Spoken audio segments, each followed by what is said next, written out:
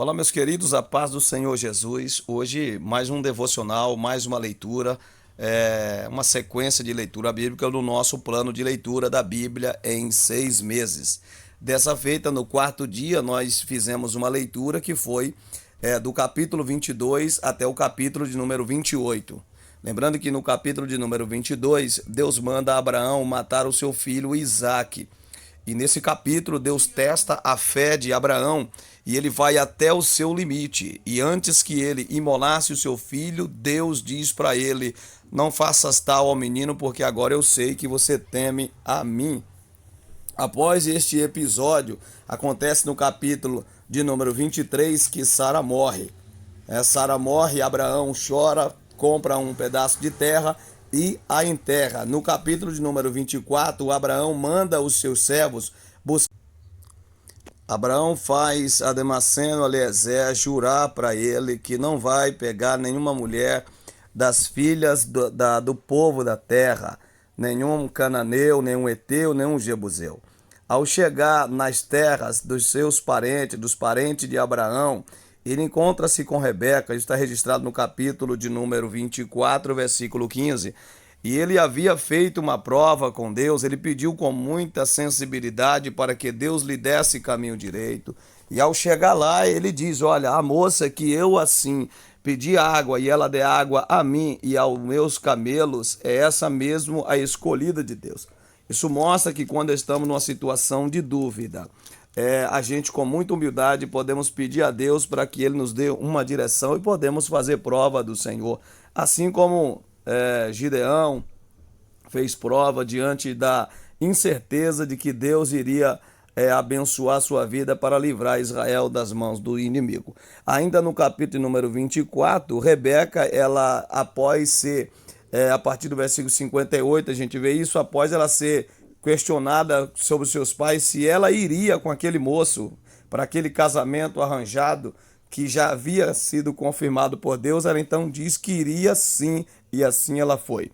No capítulo 25, nós iremos ver o registro em que Abraão casa-se com Quetura após a morte de Sara, sua esposa. Ainda no capítulo 25, a partir do versículo 8, Abraão morre. E logo em seguida nós iremos ver o relato dos descendentes de Ismael. Nesse período aí acontece então uma grande fome e Isaque deseja descer ao Egito para peregrinar. Lembrando que o Egito representa o mundo, então Deus disse: não desça ao Egito, habita em Gerar e eu serei contigo. E aqui registra muito bem o fato de que quando nós decidimos obedecer a Deus, entregar nossa vida a Ele, Ele se agrada das nossas ações e nos abençoa. Isaque habitou em Gerar e Deus o abençoou. Ainda no capítulo número 25, a partir do verso de número 24, acontece o nascimento de Jacó e Esaú. Esaú nasce primeiro e Jacó nasce pegado no seu calcanhar. Por isso o nome de Jacó, além de suplantador, também significa aquele que agarra. E foi esse mesmo Jacó que lutou com o anjo, nós veremos mais para frente. No capítulo 26, a Bíblia vai dizer que Isaque ele vai a Gerar por causa da fome, uma outra fome. E em Gerar, Deus tem abençoado grandemente a vida de Isaque. E aqui, novamente, Deus o abençoa grandemente. E o rei de Gerar faz concerto com Abraão, reconhecendo que ele era um homem de Deus. Então, no capítulo 26, versículo 26, vai dizer que Abimeleque faz um pacto com Isaque.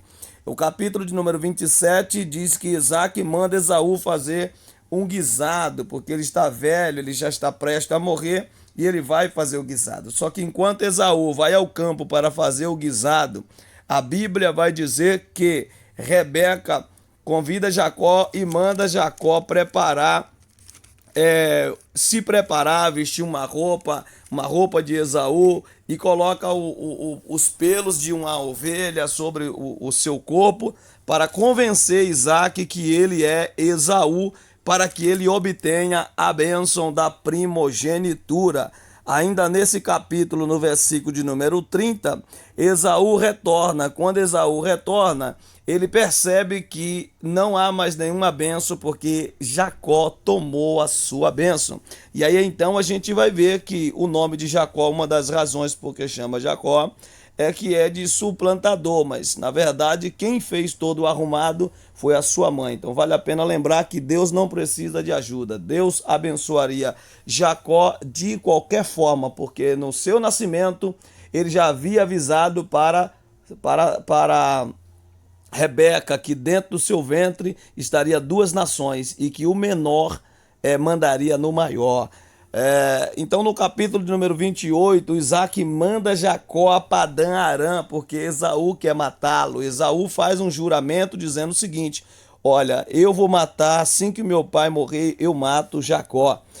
E a Bíblia também vai dizer que Esaú, por saber que Jacó, ou melhor dizendo, que Isaac não gostava, ou melhor, não é só ele que não gostava, é que Deus havia determinado que eles não deveriam casar com as mulheres da terra, as mulheres de Canaã. Ele casa com mais duas mulheres, então ele passa a ter três esposas, contrariando assim a vontade de seu pai.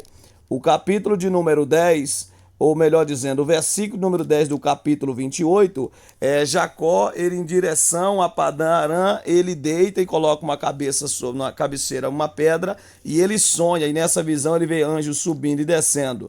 E quando ele levanta da visão, ele unge aquela pedra e chama aquele lugar de Betel, casa de Deus, e ele diz o seguinte: se o Senhor for comigo e voltar comigo também, me abençoando, tudo que eu tiver, eu darei o dízimo. Seu avô lá atrás fez a mesma coisa, prometendo e dando o dízimo ao Senhor, e ele também estaria copiando. Provavelmente seu pai Isaac repassou essa história para ele.